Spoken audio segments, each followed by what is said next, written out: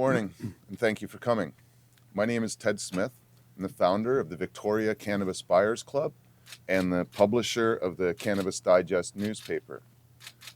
We have asked you to come here today to discuss our protest against the new federal regulations for medical marijuana, the Marijuana for Medical Purposes regulations, which come into effect today, which do not allow patients to grow their own medicine. And so today we have brought a number of individuals to discuss why this is a problem. And first is John Conroy, the lawyer who was lead counsel in the injunction which successfully has suspended this change in regulations. Thank you for coming. Thank you. The nature of the overall challenge is, of course, to establish or to reaffirm what was established by the Ontario Court of Appeal over 10 years ago, and that is that the courts determined as a result of the Constitution of Canada that the government had to create a viable constitutional exemption to the Controlled Drugs and Substances Act for medically approved patients. So if you're medically approved, if there's no exemption, you're forced to choose between your liberty on the one hand, because of the penalties and so on in the Controlled Drugs and Substances Act, and your health on the other by being unable to use your medicine that's approved by your doctor. So that's the overall framework. So remember that when the court found that this violated people's constitutional rights, the lack of exemption, they suspended the declaration of unconstitutionality and gave the government a year to try and come up with a solution to make things constitutional. The medical marijuana access regulations, which expire, or which were going to expire, and I suppose expire to some extent, March 31st, were the exemption that the government put forward.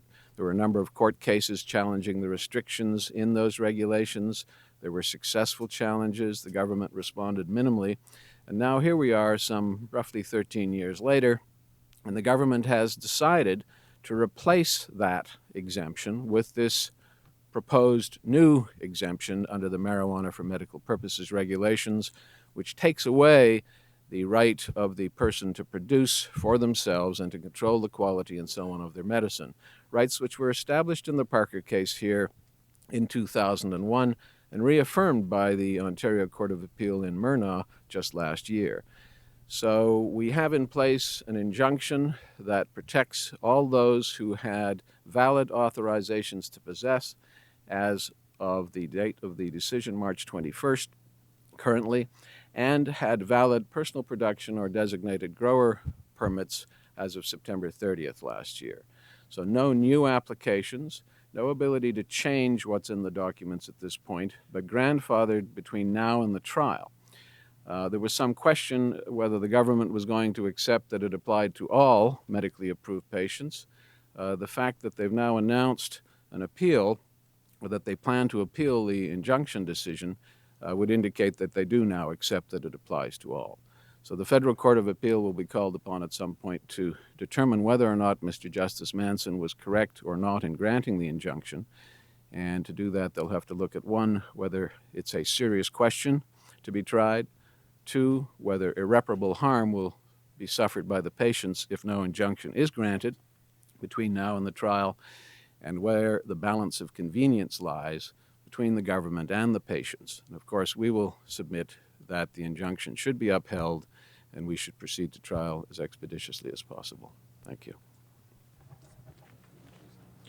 I'd like to introduce Allison Murden, who is one of the patients affected by the regulations. And Allison, could you come forward, please? You bet. No, actually, Norm, I desperately want to get up today. It's very important.